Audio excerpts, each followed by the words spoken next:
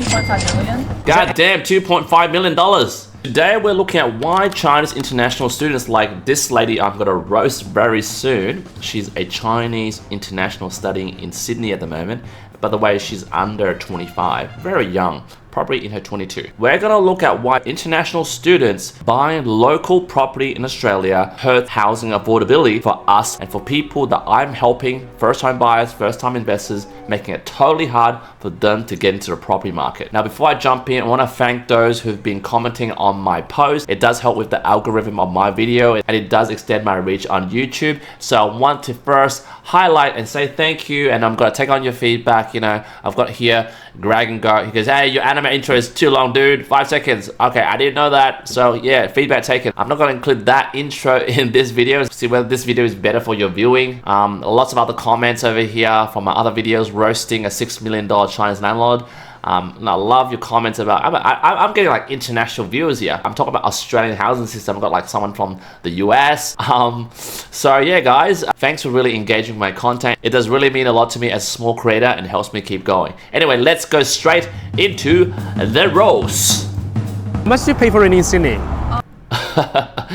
This guy always asks this premise question. How much rent do you pay in Sydney? While we all know before this shop was set up, he already knows that she probably owns the property, doesn't goddamn pay rent. Let's keep going. I'm not paying rent. I bought my own apartment. Can I ask you a Alright, yeah, I'm not paying rent. Like, I bought my own apartment and he's got obviously asked. price? 2.5 million. Goddamn, $2.5 million in goddamn Sydney. How old is she? This girl, the red-haired girl. How old is she? International student studying in Sydney. Let me guess. Sydney Uni, right? It can't be like University of Western Sydney because that's like a poor uni, right? That's a poor uni, right? Oh my god. Any chance we can do a tour today? Maybe later. Any chance we can do it today? Or maybe later. Like, damn, what? Girl, you signed up for this flex, right? You definitely want to flex your apartment. Anyway. Okay, let's grab a coffee first. Alright. Okay, let's go. How long have you been in Sydney? I've been here for 4 years. Damn, only been there for 4 years. God damn, she's been here for 4 years and she already owns an apartment in Sydney CBD for $2.5 million. I've been speaking to a lot of first-time investors, even savvy investors that have been investing for the last 10 to 15 years. They don't even have a property that's worth $2.5 million in Sydney CBD. Like, wow, this is crazy rich Asian vibes over here. Keep your skin so good. I'm only 22. So how do you like it, Sydney? Right. 22, damn. How do you keep your skin so clean? Yeah, I probably spend like 20 grand a year on my skincare. It's pretty chill. I like it. How much do you spend each month living in Sydney? It kind of depends. 10K. My god, 10 to 20K. 20K a month. She spends 10 to 20 G's a month in living expenses, just basically living. Like, as a mortgage broker for the last 15 years, right? When we calculate, you know, living expenses for like people who want to get into a home loan, right? For someone that's earning, for example, a collective couple, husband, wife, or husband, wife, I don't really care about that. 200K combined income. Let's just say 400K combined income, right? Their living expenses on average is about $8,000 to $9,000. And they have kids, right? And they have other investment properties, they have their own occupied property, they have council rates, they have land tax rates, they have all these bills, private schools to pay, and it's around like 8 to 9K. This girl, 22, spends 10 to 20 G's a month just by herself while studying in Sydney at the moment. Like, goddamn. Australian dollars. Have you got iced latte? Flower white, please. How was that? Pretty good. Where are you from, actually? I'm from China, Beijing. Yeah, no shit. I'm from Chongqing. 来，它是认路的。哇，必须的人。哇，你家这个很开阔。 This is a joint. This is a joint. Let's check out this $2.5 million joint. 进来。今儿光线不太足，这个灯给你开开。行，你买好的时候就全部。I like it. It's very open plan where the kitchen and the lounge is very seamless. But then 2.5 mil? 谁都让。 2个卧室，1个书房，2个2个卧室，1个书房。So what that means is 2 bedroom and 1 study. 人间。对，它的景还不错啊，可以眺望悉尼。就买的时候什 Okay, she bought it for the view. 么都没有，家具什么都是我们自己搞，小书架吧，电视。我朋友我们家狗送个小的钢琴。它能弹吗？ Even her dog has his or her own piano. 你觉得呢？所以就是个摆设，他的生活空间基本上都是这边哈。你看那小玩具，长得跟他一样哎，他的生活过得好好啊，感觉。那必须的。Now, again, I'm not trying to roast her personally, right? I'm trying to address the system here, right? Which I talked about. Why are Chinese international students who buy property in Australia are hurting the housing system? Well, one factor is foreign capital driving up prices, right? Like for her, she bought this property apartment for 2.5 mil in Sydney, right? So when wealthy international students buy property, they bring substantial foreign capital like her, right? Which in my own humble opinion inflates housing prices, right? Local Aussies saving for years, clients that I try to help can't compete with this girl, this 22-year-old girl who dropped millions on a place to stay during her degree, right? And let me guess, she's studying psychology, arts, I don't know. And again, I'm not roasting her for the fact that she's so lucky to have this type of lifestyle and I'm kind of salty. I'm just roasting the system, right? It's not the student's fault for wanting a nice place. Like if I was her and I had a rich daddy, goddamn, give me a penthouse in like Double Bay or something, right? But what I'm trying to do in this channel is to roast the system's failure for letting it happen unchecked, right? Alright, let's continue. 香，他会经常洗澡什么的。对，它是蛮香你这儿也闻不到吧？建筑本身它是很白的，颜色是很亮的，然后你的家具 I like her decor, very white. 一类的，历史是我的 minor， 然后呢，我的 major 金融还有心理学。 3个呀。对，还好。 Okay, she says here that her major is commerce or economics. 没有在澳洲留过学就知道，其实澳洲的就没有大家想，就是 So over here it's her hallway, which basically has 2 bedrooms. 一个小客房，是我的一个小主卧。所以它每一面窗它都是这样的，很有艺术 It feels like a hotel kind of vibe. That's why it's probably by $2.5 million. 感，是有一个弧度的。自己在这个空间生活，你觉得怎么样？很舒服，我觉得这大小就很适合我。 And obviously the host is asking her, hey, how do you feel about this place? She was like, oh, it's so relaxing. I love the vibe over here. While she's loving the vibe, loving the culture, living in such a luxurious place, coming back to the point of how this is hurting the housing crisis in Australia, you've got to really call out and look at loopholes in foreign investment laws, right? Australia's foreign investment rules are supposed to limit overseas buyers to new properties only. But then somehow students find loopholes. This property, it could be off the plan or it cannot be off the plan. I'm not saying she's doing anything untowards, but there are loopholes where you can actually buy through family trust or snapping up secondhand apartments through nominee structures. And meanwhile, you know, suckers like first home buyers and first time investors I'm trying to help, which are earning between like $100,000 to $150,000, local first home buyers are stuck bidding for scraps. Anyway. 就不是太大，也不是太小，这也是我淘到的 Newtown， 这是 Newtown。 哇，主卫它的空间其实蛮大的。 Alright, so this is a bathroom. 澳洲水质怎么样？挺好的。掉头发你知道吗？我来了澳洲之后，我头发多了，你看没怎么。好厉害，好羡慕。然后 She said since coming to Sydney from Beijing, China, her hair suddenly has grown a lot and has more volume. Maybe due to the, I guess, less pollution over here.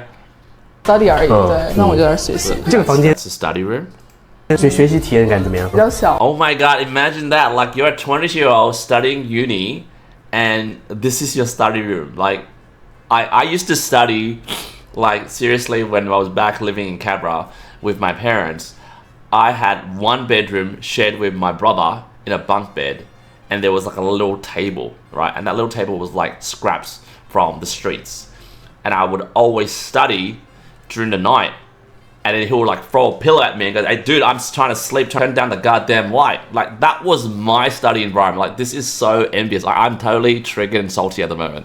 所以它就比较舒适。你觉得在澳洲留学体验感如何？就是我觉得大家还挺 inclusive 的，多感受一下不同的文化，多体验。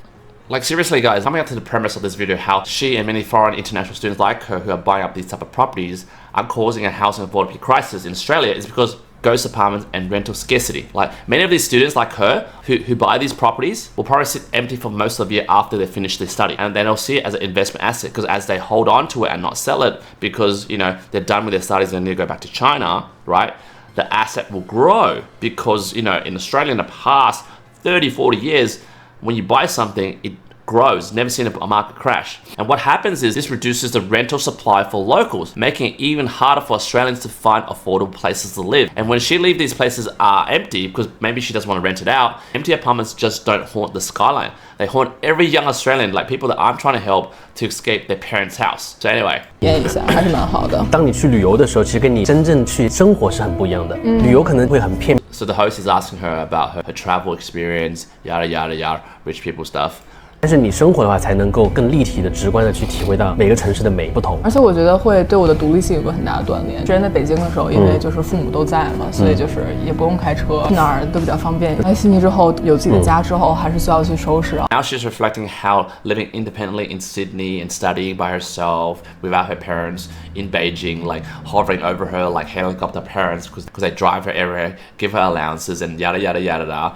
Like she's saying this is making me more mature, giving me more boss girl vibes. 孤独其实是留学生的第一个课题，你怎么看？ So the host asked her like, how do you deal with loneliness? Like how do you deal with loneliness? 之前可能你要说去忍受孤独，但是我觉得现在应该是怎么去享受一个人在一起的时光。对，就当你 She's like, yeah, I know it's hard at first, but it really helps me build my independence. Like seriously, this girl's worried as a 22-year-old compared to those who are 20-year-old locals who grew up here, went through the public school system, went through an average family with limited saving. I mean, like their worries compared to her. Yeah, I know I had to deal with loneliness because I had to come here, live in this $2.5 million property with $10,000 to $20,000 of monthly allowances to live. Yeah, it was hard to deal with loneliness. Like seriously, how out of touch is some people who are living in Sydney at the moment? Like, seriously, like I'm not trying to hate on her, but the way she's living her life, the fact that her life is so wrapped in a bubble is like, oh my god. 人独处的时候，你也可以就是过得挺开心，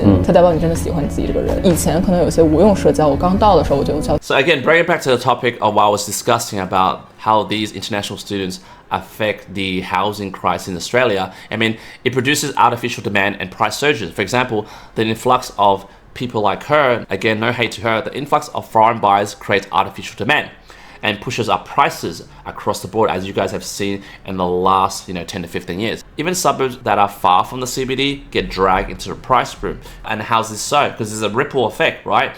If one suburb, for example CBD, is now super expensive, then it causes the other suburbs to be as near expensive as the prime suburb that other people are trying to get into. That surge in demand in one suburb is a domino effect to other suburbs, right?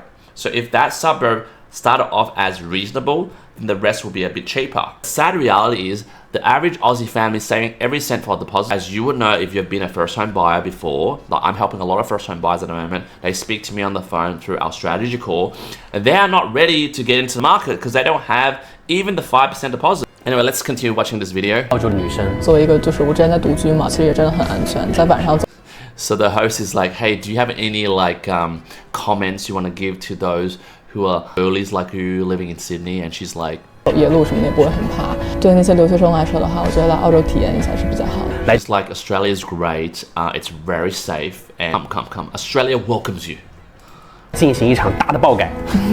I mean, Australia does welcome you, right? And that's the problem, right? The Australian immigration system is basically a government that is in inaction or being too complacent. Like, let's not pretend Canberra, the pollies over there, like Mr. Dutton with his $30 million property portfolio, are clueless at what's happening with, international students like her. Like, example, because I'm telling you right now, they know foreign investors, people like her. Look at the research from Australian Bureau of Statistics, stamp duties and foreign buyer taxes rake in millions, right? So why would they stop this cash cow? The problem isn't international students, not her, right? It's the rules that enable her to come in. And who suffers? First home buyers, thus the housing affordability crisis. Now let's just watch the end of this video. 的家，我们打卡成功。Yeah. Hey, excuse me. Like, let's end this video with a high five. Yeah, man. This is how we live the life in Australia. And obviously this video is posted on Douyin, a Chinese platform that's a mother company to TikTok, and it's a property propaganda to all the people who's watching China, especially wealthy Chinese parents who have kids they want to send abroad in Australia to study. And this is a fantastic idea, right? Get your kid through the international student study system to buy a property with cash, right? So you're taking money from China, which I question the source of the income, buys a property over here. Their kid has a legit reason to buy this property because I'm studying. And basically, that asset is held by this Chinese family. The kid then either flies off and does her own thing, travels the world. But that asset might sit there, maybe rent it out, maybe not rent it out, I don't know. But it serves as an investment asset for this family, which grown a lot of value for them to one day sell or maybe reuse this asset to buy further investment properties. Whilst a lot of average Aussies are simply priced out. So I want to wrap up this video by saying, right, that the housing system that Australia has at the moment is a super failure for first home buyers. And it's literally because of the broken housing system that would turn the great Australian dream of owning your first property turned into a nightmare. And I digress. The idea of owning a home is now a pipe dream for many young Aussies, as you guys know from reading the news and media and from all these videos I'm posting. International students treating Aussie real estate like a monopoly game makes it worse for everybody that's a local. Locals that I'm trying to help to end the generational poverty curse in their family, like I'm trying to do for my family at the moment. It's getting harder for first home buyers who's taking the first step now because the system is goddamn rigged to favor foreign money over local aspirations. So guys, jump in the comments, let me know what you think. I read every comment, I'll reply to every comment. Please like, hit the bell notification for future videos like this. And remember, most importantly, to subscribe and support this channel. I'll see you in the next roast.